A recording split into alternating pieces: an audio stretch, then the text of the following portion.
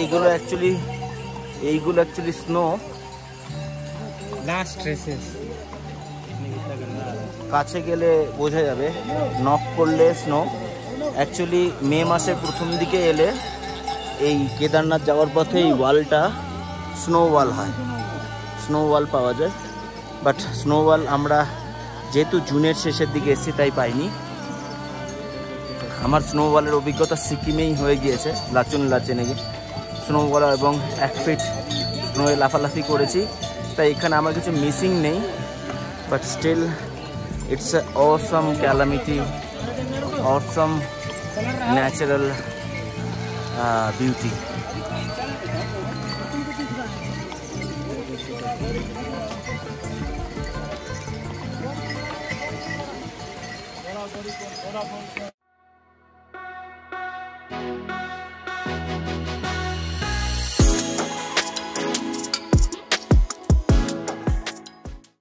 So at last আমরা base camp পৌঁছেই গেলাম।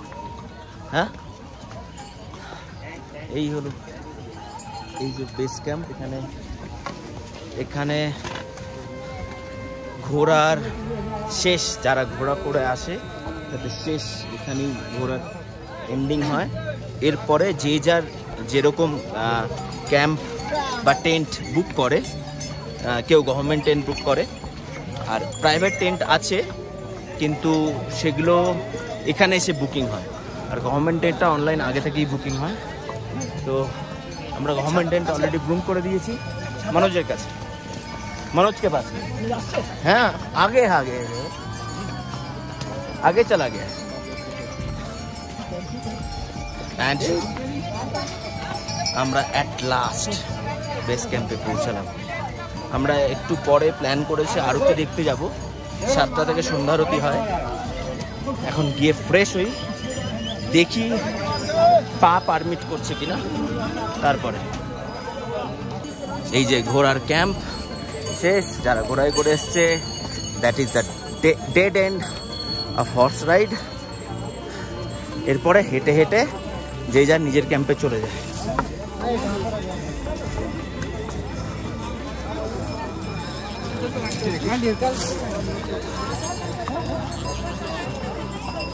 বৃষ্টি থেমে গিয়েছে, বৃষ্টি এখন আর হচ্ছে না।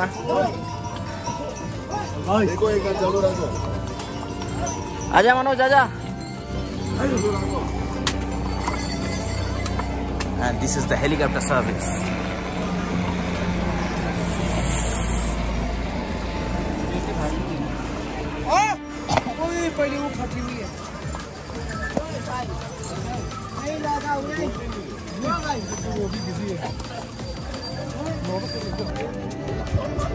This is the helipad service zone. Helipad এখান থেকে ছাড়ে, এখানেই ল্যান্ড করে। আর ওই যে ওদিকে দেখা যাচ্ছে একটা গ্রিন অ্যান্ড হোয়াইটের টেন্ট, এই যে সেই টেন্টটা আমরা গভর্নমেন্ট টেন্ট বুকিং করেছি। ওয়েদার এখানে যথেষ্ট ঠান্ডা হয়ে গেছে, মানে আমরা টেন্টে পৌঁছে, আমরা এখন যেহেতু হেঁটেছি তাই একটা গরম ভাব তো আছে। আর টেন্টে গিয়ে যখন জামা কাপড় চেঞ্জ করবো, জানি না চেঞ্জ করার মতো অবস্থায় থাকবো কিনা, এতটাই ঠান্ডা। যদি চেঞ্জ করি তাহলে ইনার থার্মালস তো পরতেই হবে।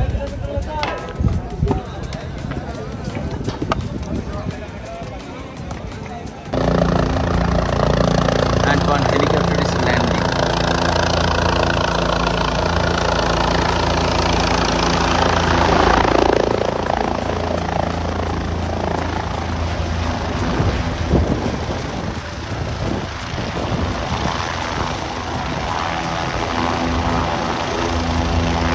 পড়ে গেল, আবার ছেড়ে দিচ্ছে।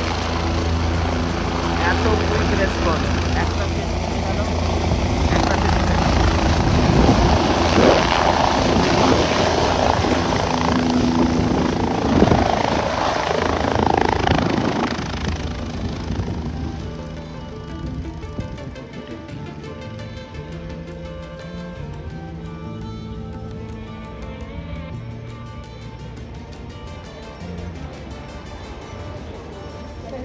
সো অ্যাট লাস্ট আমরা হিমলক টেন্ট কলোনি এসে পৌঁছালাম। এটা হলো রিসেপশন। রিসেপশনে অলরেডি রেজিস্ট্রেশন প্রসেস কমপ্লিট হয়ে গিয়েছে। আমি আস্তে আস্তে টেন্টের দিকে এগিয়ে যাব। আমাদের জন্য 11 নম্বর টেন্ট অ্যালোটেড হয়েছে।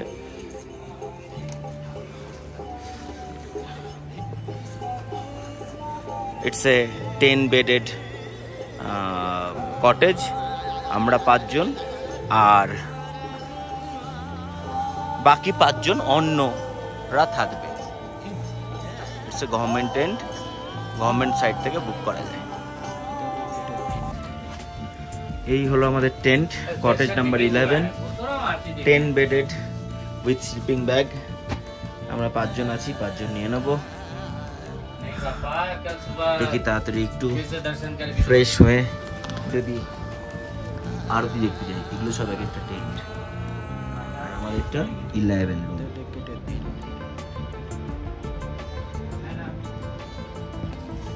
সো আমরা যেরকম ডিসাইড করেছিলাম সেটাই করছি। আমরা সন্ধেবেলার সন্ধ্যা আরতি দেখতে যাচ্ছি কেদারনাথ টেম্পলে। কুশল আর সঞ্জীবদা চলে গিয়েছে, আমি মনোজ যাচ্ছি।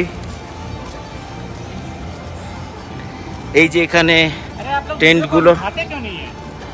টেন্টগুলো দেখা যাচ্ছে, এগুলো সব লোকাল টেন্ট। এগুলো আপনি যদি আসেন কেদারনাথ, যারা হয়তো প্রি বুকিং করে আসছে না, তারা এরকম এখানে লোকাল টেন্টেও থাকতে পারে। আবার অনেকে নিজের টেন্ট ক্যারি করেও নিয়ে আসে।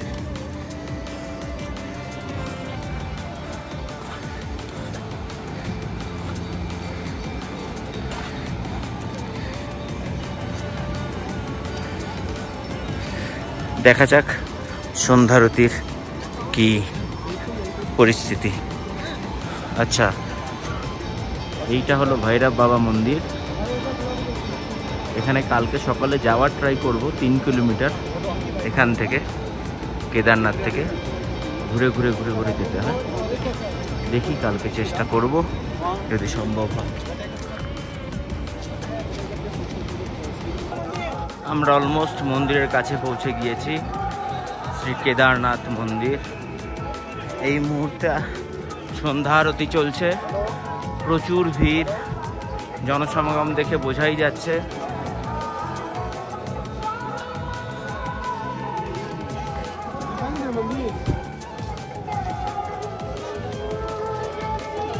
জয় শ্রী কেদারনাথ।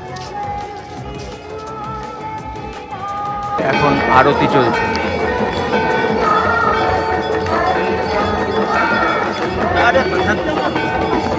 और जगह नहीं है, जगह नहीं का। हाँ, सामने आ जाओ।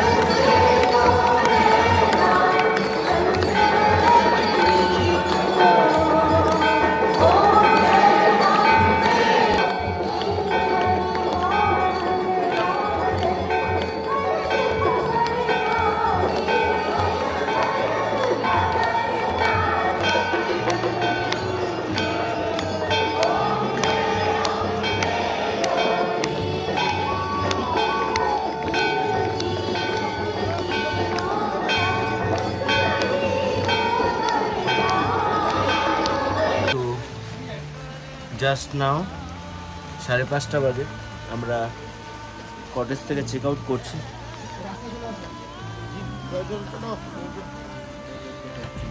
ওয়েদার খুব খারাপ, বৃষ্টি পড়ছে। যদি এটা খারাপ বলা নয়, কারণ এখানে এরকম বৃষ্টি হতেই থাকে।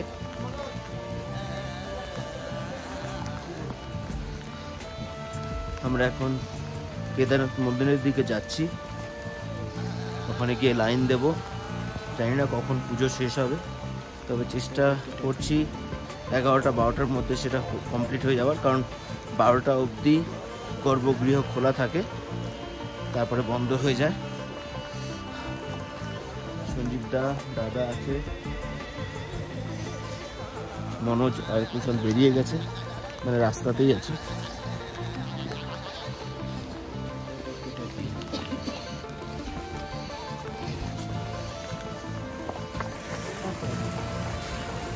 उधर से शॉर्टकट निकला।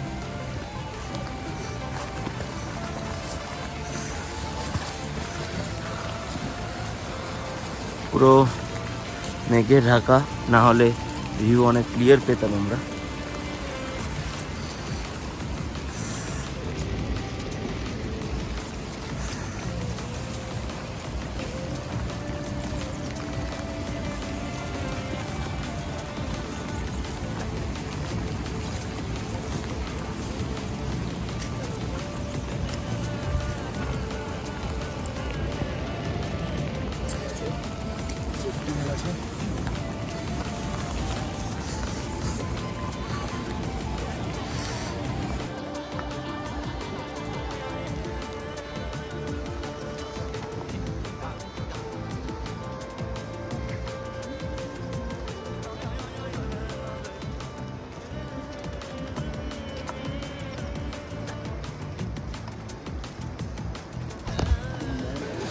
বৃষ্টি অলমোস্ট থেমেছে অনেকটা, আমাদের ভোগ নেওয়া হয়ে গিয়েছে। আমার 2-3 জন বন্ধু, যেহেতু আমি কেদারনাথ এসেছি, তাদের নাম ও গোত্রের নামে প্রসাদ দিতে বলেছে, তাদের জন্য ভোগ নিয়েছি। বাড়ির জন্য প্রসাদ রয়েছে। আস্তে আস্তে এবার আমরা মন্দিরের দিকে এগিয়ে যাচ্ছি। আমরা একজন পান্ডার সঙ্গে কথাও বলেছি, দেখা যাক আগে গিয়ে কতটা কি সম্ভব হয়। আমরা এই মুহূর্তে মন্দির চত্বরের দালানে রয়েছি। ঠিক আমার সামনেই শ্রী কেদার, যার জন্য এতটা পথ হেঁটে আসা।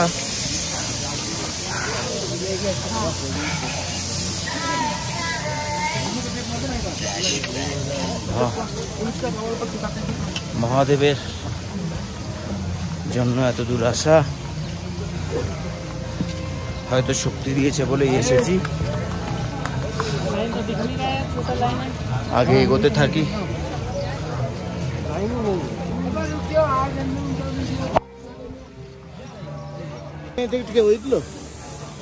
না ঠিক আছে, তোমরা যদি মনে করে থাকো যে তোমরা দেবে, তাহলে আমার কোনো আপত্তি নেই, আমারও আপত্তি নেই, আমার দাদারও আপত্তি নেই। আমরা 1000 টাকা দিতে রাজি আছি।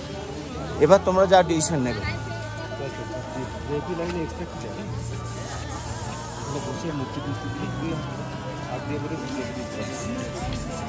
কিছুই না, তোমাকে সামনে করে দেবে, আর কিচ্ছু না। চলো, আমার তো বললাম তো কোনো আপত্তি নেই।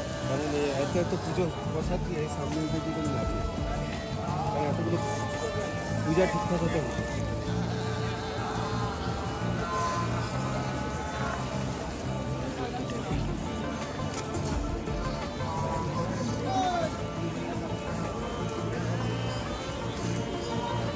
जय श्री केदार।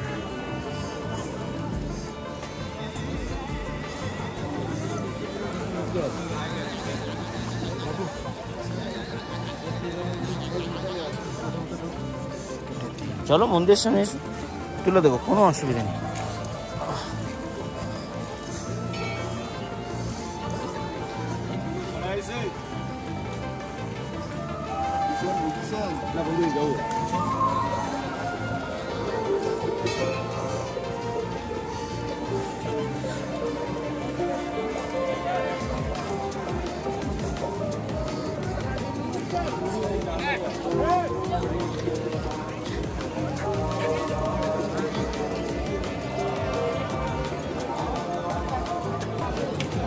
এবার আসি মন্দিরের কিছু ইতিহাসে।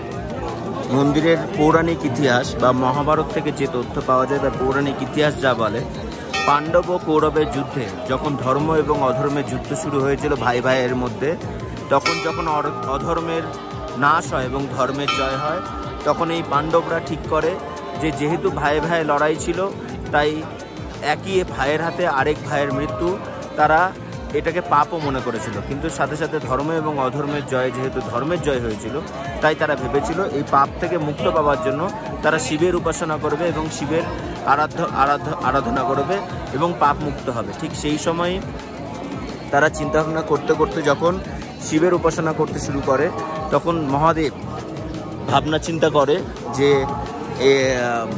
এই পাণ্ডবদের দর্শন দেবে, কিন্তু মহাদেবের সশরীরে দর্শন দিতে দেয়নি। তিনি এসেছিলেন একটি ষাঁড় রূপে, এবং সেই সময় যখন জঙ্গলে পাণ্ডবরা ঘুরে বেড়াচ্ছিল এবং তার মধ্যে যখন অনেকগুলো ষাঁড় ছিল, তার মধ্যে একটি ষাঁড় মহাদেবেও ছিল। ভীম যেহেতু বিশালাকার চেহারা, সেই সময় ও এক দুপা চওড়া করে দাঁড়ায় এবং সেই ষাঁড়গুলোকে আস্তে আস্তে তার পায়ের তলা দিয়ে যেতে বলে। ঠিক সেই সময় মহাদেব তো মহাদেবই হয়, মহাদেব ঠিক করলেন যে তিনি আর যাই হোক ভীমের পায়ের নিচ দিয়ে যাবেন না। তখন ভীম ভাবে যে মহাদেব তাহলে এই ষাঁড় রূপে তাদের কাছে এসছে। এটা একটা গল্প বা পৌরাণিক ইতিহাস। আরেকটা গল্প হলো, ষাঁড় রূপে যখন মহাদেব পাণ্ডবদের সামনে আসে, তখন ভীম যেহেতু ভীষণ শক্তিশালী, তো ভীমের মনে হয়েছিল এই ষাঁড় হয়তো তাদের ক্ষতি করবে। তখন সে তার বিশালাকার গদা দিয়ে সেই ষাঁড়কে আঘাত করে এবং সেই ষাঁড় 5 ভাগে বিভক্ত হয়ে বিভিন্ন জায়গায় ছড়িয়ে পড়ে। এই ষাঁড়ের পশ্চাৎ দেশ কেদারনাথে এসে পড়ে, আর কেদার হলো ষাঁড়েরই পশ্চাৎ দেশের একটি অংশ, অর্থাৎ মহাদেবের অংশ। এই কেদার সেই কেদার যা মহাদেবের সঙ্গে ওতপ্রোতভাবে জড়িত। কথিত আছে শঙ্করাচার্য, মুনি ঋষি শঙ্করাচার্য এই মন্দিরের প্রতিস্থাপন করেন বা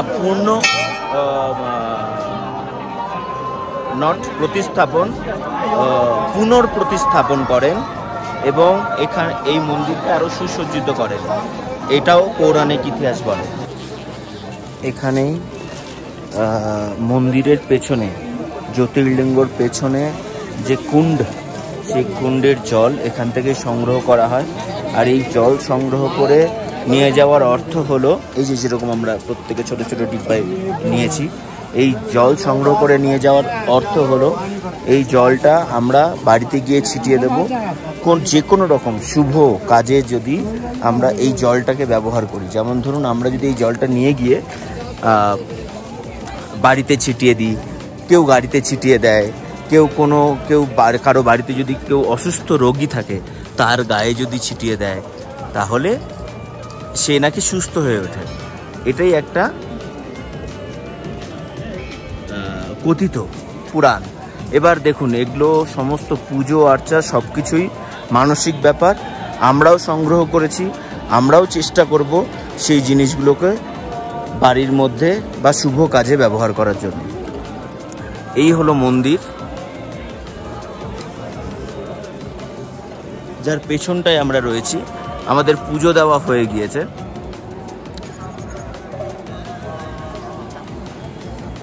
আরও কিছু জায়গা দেখিয়ে দিই। আমরা জ্যোতির্লিঙ্গ ভীষণ স্পষ্টভাবে দেখেছি, এবং যে জিনিসটা বলার ছিল সেটা হলো লাইন পড়ে, বেশ ভালোই লাইন পড়ে। আর চেষ্টা করবেন ভোর ভোর এসে লাইনে দাঁড়িয়ে পড়ার। 12টা অবধি গর্ভগৃহ খোলা থাকে, সেই 12টার মধ্যে পুজো দিলে আপনারই সুবিধে হবে, কারণ আপনাকে আবার যারা ফেরার তারা আজকের মধ্যেই ফিরে যায়। ভেতরে মোবাইল অ্যালাউ নয়, মোবাইল অ্যালাউ করা হোক এটাও আমি চাই না, কারণ কিছু জিনিস আমার মনে হয় মানুষ এসে দর্শন করাই ভালো। এখানে অনেক মহারাজ রয়েছেন যারা সর্বত্যাগী, সব কিছু ত্যাগ করে এসে এইখানে জীবন সমর্পণ করেছেন। আমি একটু পরে আবার কেদারনাথের হিস্ট্রি নিয়ে এবং মন্দিরের ভেতরে কি কি আছে সেটা নিয়েও বলছি। এবার আমি বলি এই মন্দিরের ভেতরে কি কি আছে। মন্দিরের ভেতরে জ্যোতির্লিঙ্গ অর্থাৎ ত্রিকোণ মূর্তির একটি শিবলিঙ্গ রয়েছে, একটি পাথর রয়েছে, ব্ল্যাক স্টোন, কালো পাথর, 3 কোণা, যা জ্যোতির্লিঙ্গ, 12 জ্যোতির্লিঙ্গের মধ্যে একটি লিঙ্গ, এবং ওটাই কেদার নামে পরিচিত এবং ওটাই শ্রী কেদার নামে পূজিত হয়। সন্ধ্যা আরতির সময় আপনি এই কেদারের জ্যোতির্লিঙ্গটা আবৃত পাবেন, কিন্তু সকালে যদি পুজো দেন তাহলে সেই জ্যোতির্লিঙ্গ আপনি উন্মুক্ত পাবেন এবং তাকে মাথা ছুঁয়ে প্রণাম করতে পারবেন এবং ছুঁয়েও আসতে পারবেন। মন্দিরের ভেতরে পাণ্ডবদের মধ্যে যুধিষ্ঠির, অর্জুন, ভীম, নকুল, সহদেব, লক্ষ্মীনারায়ণ, শ্রীকৃষ্ণ, এদের মূর্তি দেওয়ালের চারপাশে গাঁথা রয়েছে। আপনি যদি মন্দিরের ভেতরে ঢোকেন, বাঁ দিক দিয়ে শুরু হবে এক একজনের মূর্তি শুরু হতে হতে আপনি কেদারে দেখবেন। কেদার দেখার পরে আপনি ডান হাতে আস্তে আস্তে বাকি মূর্তিগুলো দেখতে পাবেন। অসাধারণ সিনিক বিউটি, অসাধারণ ম্যানেজমেন্ট। আমি তো যাই হোক, যেহেতু এমনি মহাদেবের ভক্ত, তো আমি তো ভিতরে গিয়ে কেঁদেই ফেলেছিলাম। যাই হোক, অনেক দিনের আশা ছিল, আসতে পেরেছি।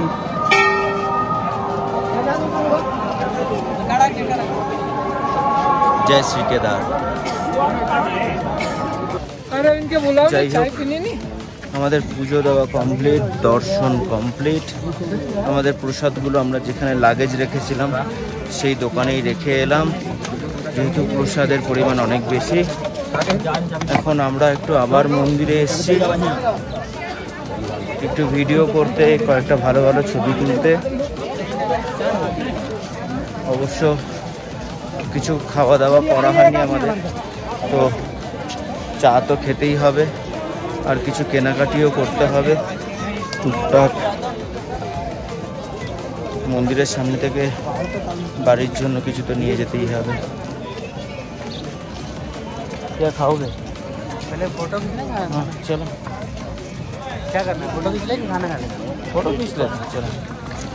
याद रखना किचन ये खरीद ले अभी, बाद में जाने के टाइम पे ले लो। याद रखना तुम्हें बस। नहीं तो भारी रह जाएगा।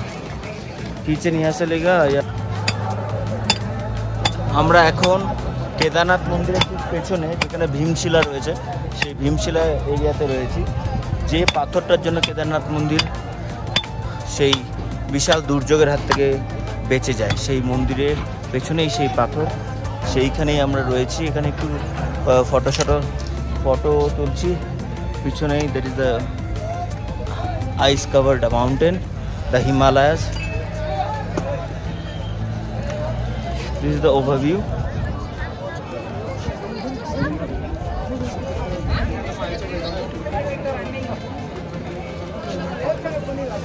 প্রচুর ভিড়, ক্রাউডেড। ভেবেছিলাম একটু ফাঁকা পাবো, যাই হোক এটা তো পিক আওয়ার, তখন তো ভিড় হবেই, এটাই স্বাভাবিক।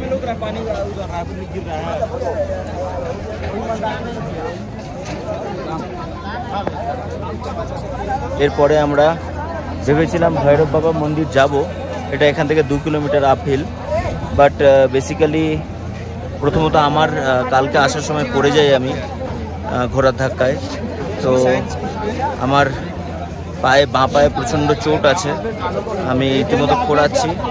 আর বাকিরাও মোটামুটি 2 জন বাদ দিয়ে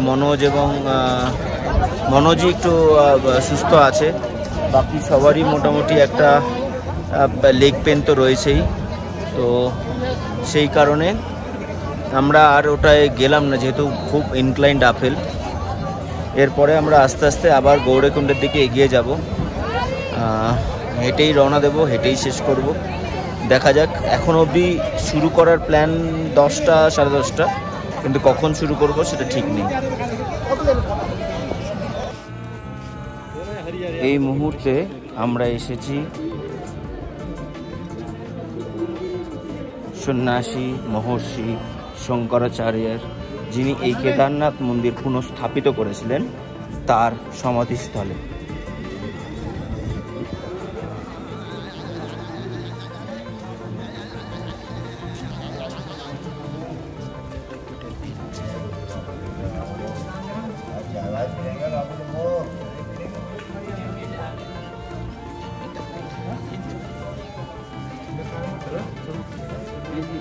এই হলো মহর্ষি মুনি শঙ্করাচার্য।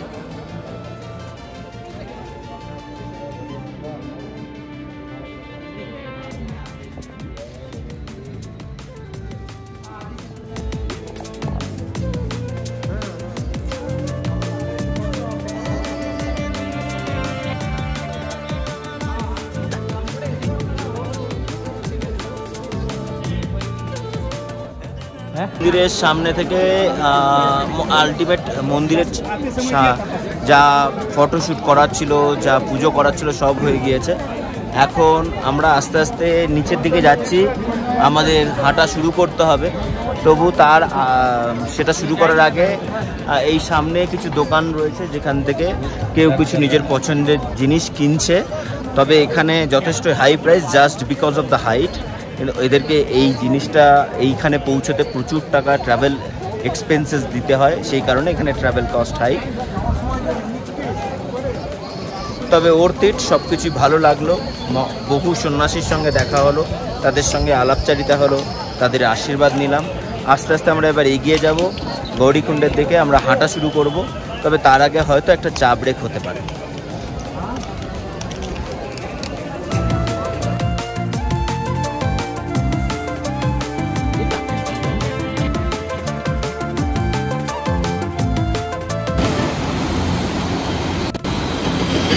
এই হলো কেদারনাথে শ্রী কেদারের পুজো দেওয়ার লাইন। এই মুহূর্তে লাইন প্রায় 2-3 হাজারের বেশি ছাড়িয়ে গেছে। পেছনে আরও আছে।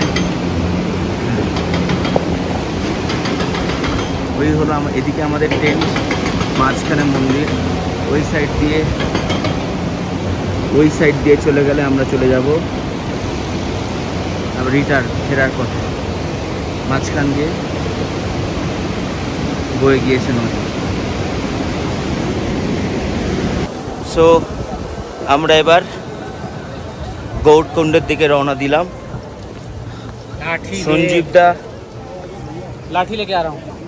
সঞ্জীব দা হেলিকপ্টারে ট্রাই করলো, বাট হেলিকপ্টার অনেক আগে থেকে বুক করতে হয়, পাওয়া যায় না চট করে। যাই হোক, সঞ্জীব দা পেলে সঞ্জীবদার কুশল বেরিয়ে যেত, যাই হোক পাওয়া যায়নি। আমরা এবার হাঁটা শুরু করলাম। এবার যে হাঁটাটা হবে সেটা টুয়ার্ডস ডাউনওয়ার্ডস হবে, বাট কিছু কিছু ক্ষেত্রে উঠতে হবে, একটু পেইন তো থাকবেই। নিচে নামাটাও itself is a pain.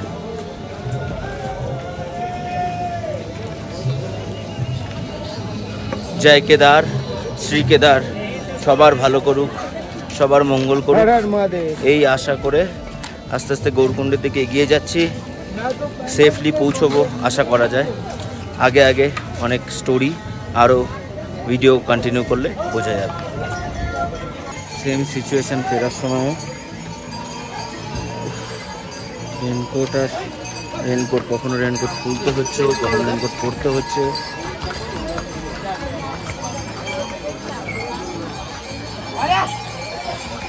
Raincoat বেশিক্ষণ পরে থাকলে ঠান্ডা লাগছে, গরম লাগছে। বৃষ্টি হলে রেনকোট পরতে হচ্ছে বারবার, ঢোকাও বারবার করে। যাই হোক, এটাই তো কেদারনাথের বৈশিষ্ট্য, যে কখন বৃষ্টি হবে কখন বৃষ্টি হবে না কেউ জানে না, সবাই রেনকোট।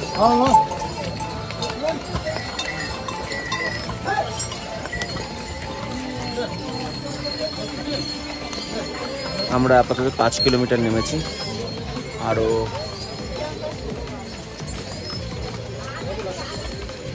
17 কিলোমিটার নামতে হবে। See the backside, full of clouds and the moving clouds.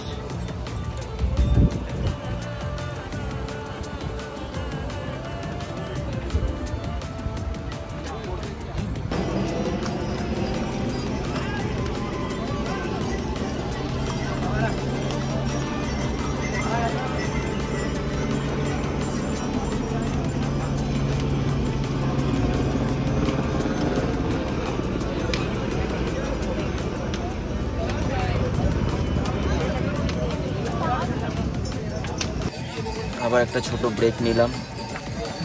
নামতে গিয়ে পাটা কেমন ঝিনঝিন ধরে যাচ্ছিল, আর আমার পাটা এমনি প্রচণ্ড ইনজিওর্ড। তো আমি খুব নর্মালভাবে হাঁটতেও পারছিলাম না, মানে পারছিও না, পায়ে প্রেশার আসছে পাটায়। তবে হাঁটতে হাঁটতে অনেকটা রিলিফ পেয়েছি, যেহেতু এটা প্র্যাকটিসের মধ্যে চলে এসছে। একটু আগে মাইলস্টোনে দেখালো গৌরীকুণ্ড 9 কিলোমিটার, তো তার মানে আমরা 14 কিলোমিটার এখনও হেঁটে চলে এসেছি। আর এই মুহূর্তে বাজে 2:30। আমরা একটু চা ব্রেকের জন্য দাঁড়িয়েছি। একটা জিনিস যেটা খুব ফিল করলাম, এখানে কেদারনাথ এলে বা যে কোনো রকমের বড় ট্রেক করতে গেলে এক গ্রাম ওয়েটও ম্যাটার করে। 1 গ্রাম ওয়েটও ম্যাটার করে।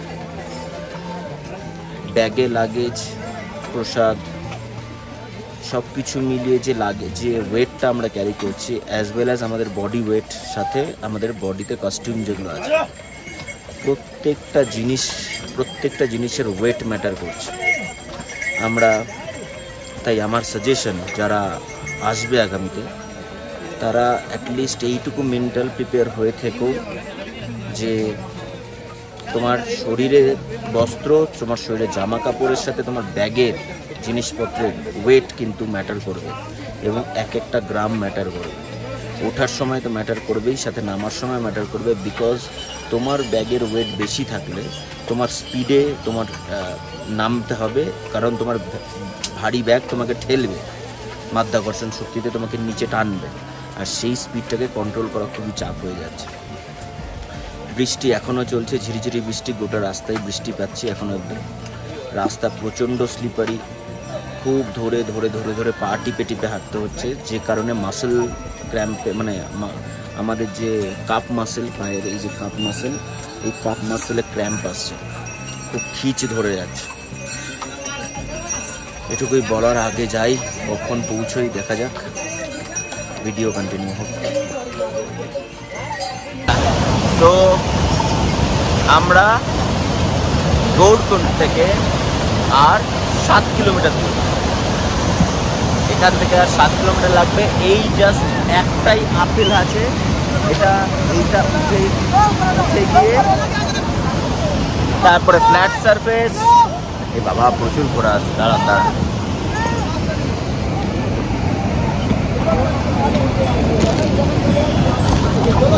भाई, आराम से चलो, आराम से।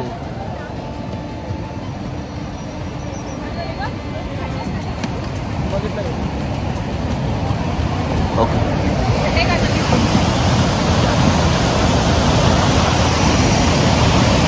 এখান থেকে আর আমাদের পৌঁছতে 2 ঘন্টা লাগবে গৌরীকুণ্ডে, যেখানে লকারে আমাদের লাগেজগুলো রাখা আছে। লকার নেই, এত কমেছে। ওপরে মনে হয় প্রচণ্ড বৃষ্টি হচ্ছে এখন, আর কালকে থেকে এত বৃষ্টি হয়েছে, এই জলের লেয়ার ব্রিজের তলা দিয়ে লেগে যাচ্ছে, এত জল বেড়ে গেছে। এখন আমরা সবাই মিলে দাঁড়িয়েছি 5 জনই।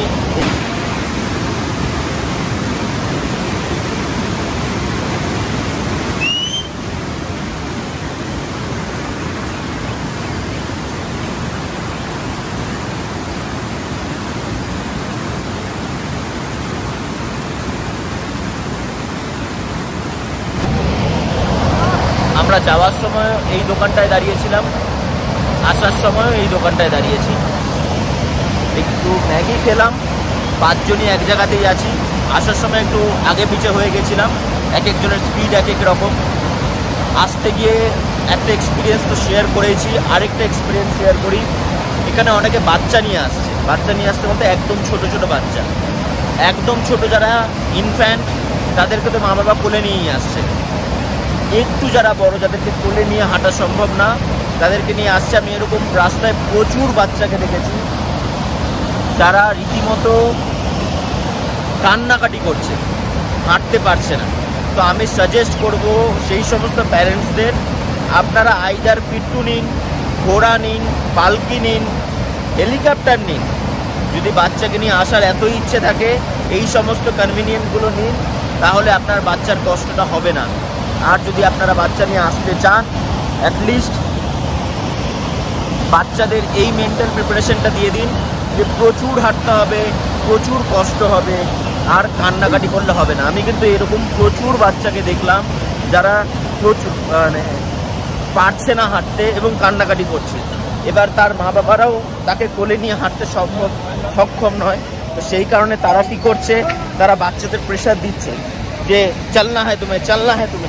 আর এই জিনিসটা আমি ম্যাক্সিমাম নোটিস করেছি, ম্যাক্সিমাম যারা নন বেঙ্গলিজ আছে, নন বেঙ্গলিজ ফ্যামিলি, তাদের মধ্যেই দেখলাম। বেঙ্গলি ফ্যামিলি আমি খুব একটা দেখিনি। খুব সেন্সিটিভ কয়েকটা জিনিস আমার চোখে পড়েছে, যেটা হলো ছোট্ট ছোট্ট বাচ্চা নিয়ে মায়েরা বাবারা সত্যিই পরিশ্রম করে যাচ্ছে। এই 23 কিলোমিটার হাঁটাটা কিন্তু সত্যিই ডিফিকাল্ট, সত্যিই ডিফিকাল্ট। আমি জানি না, অমরনাথ যাইনি, অমরনাথে কীরকম কী ডিফিকাল্টিস আছে, বাট এখানে সত্যিই ডিফিকাল্ট। যাই, এরপরে গৌরীকুণ্ড পৌঁছাবো, গৌরীকুণ্ডে পৌঁছে লাগেজ নেব। দেখা যাক এই যে স্ট্রেচটা, এই 7 কিলোমিটারের স্ট্রেচ কতক্ষণে গিয়ে পৌঁছে। ওয়েদার ভীষণ ঠান্ডা। সরি টু ইনফর্ম যে এই মুহূর্তে আমরা যখন যাচ্ছিলাম তখন রোদ ছিল, এবং এতটাই রোদ ছিল যে আমরা চায়ের দোকানে বসে বাইরে রোদে বসতেই পারছিলাম না। আর আজকে টানা দুদিন ধরে বৃষ্টির পরে এত ঠান্ডা যে আমাদের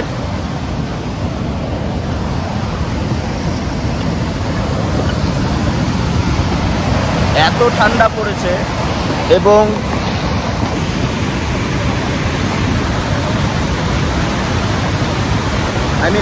এত কোল্ড উইন্ড ব্লো হচ্ছে এখানে যে রীতিমতো আপনার ঠান্ডা লাগছে। আমার তো রীতিমতো ঠান্ডা লাগছে, যেহেতু রেনকোট পরে আছি, উইন্ড পাস হচ্ছে না, তাই একটু হলেও স্বস্তি আছে।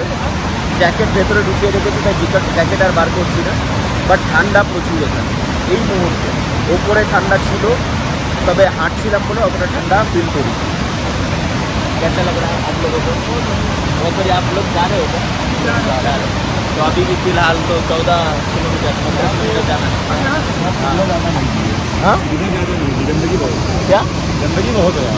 गंदगी तो रहेगा, मड है ना, मड है, फिर घोड़े का जो बॉडी है वो तो रहेगा ही। हाँ, ये तो सुना है। रूल्स रेगुलेशंस कौन तोड़ता है? आदमी तो तोड़ता है। এই যেটা বলছিলাম, দেখুন একদম ব্রিজের তলা দিয়ে জল আসছে, এতটা জলের উপর থেকে প্রেশার বেড়ে গেছে ব্রিজের তলা দিয়ে অলমোস্ট।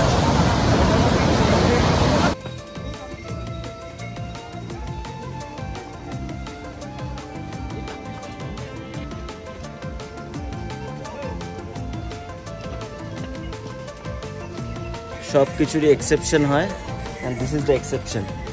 তুমি কোথা থেকে এসেছো? তো आप कहाँ से आए हो? यूपी सीतापुर। और यहाँ पे पैदल आप गए हो? गौरकुंड से पैदल गए हो और पैदल आए हो? कुछ भी दिक्कत नहीं, थोड़ा रुक के गए? और किसके यहाँ, किसके साथ गए? चाचू, बाबा, ताऊजी। ये देखो इसका चाचू, नहीं ताऊजी। अच्छा ताऊजी है। चाचू पीछे ही या सामने है? चाचू बाबा पीछे। चाचू बाबा पीछे है। आपका नाम बताओ? राघव शुक्ला। राघव शुक्ला, हैट्स ऑफ बेटा। सीधा एनर्जी लेवल पैदल।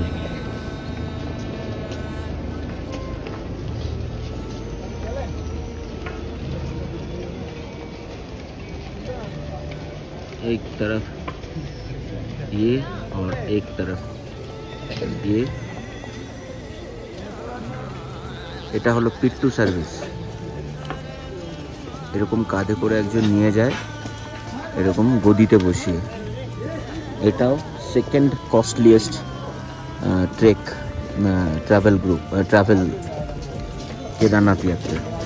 दिस इज पालकी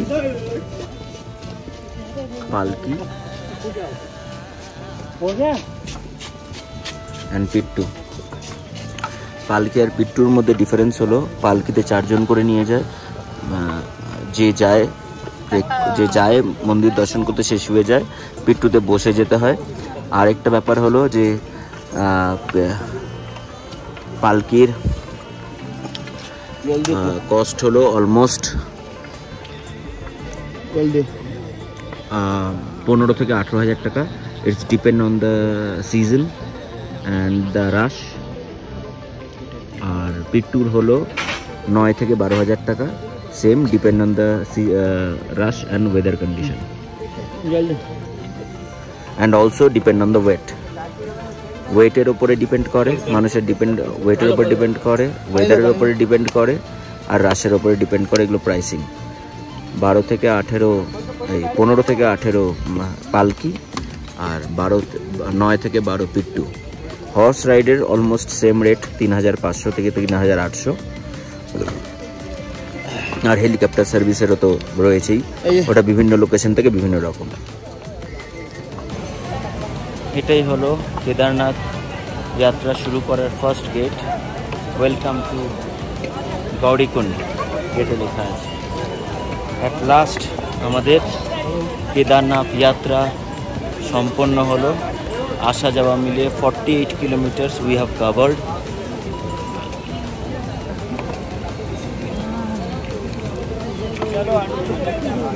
এখন একটু রেস্ট নেব, রেস্ট নিয়ে আবার আস্তে আস্তে একটু হোটেলের দিকে এগিয়ে যাব। এখান থেকে হোটেল আরও 500 মিটার। হোটেলে গিয়ে লাগেজ নিয়ে আমরা সোনপ্রয়াগে যাব ভাড়া গাড়ি করে। সোনপ্রয়াগে গিয়ে সেখান থেকে আমাদের যে গাড়ি রিজার্ভ করা আছে সেই রিজার্ভ করা গাড়ি নিয়ে আমরা চলে যাব সীতাপুর বা তার ফাটা, সেখানে গিয়ে থাকবো সেই রাত, আজকের রাতটা। অনেক ঘটনা ঘটেছে রাস্তায়।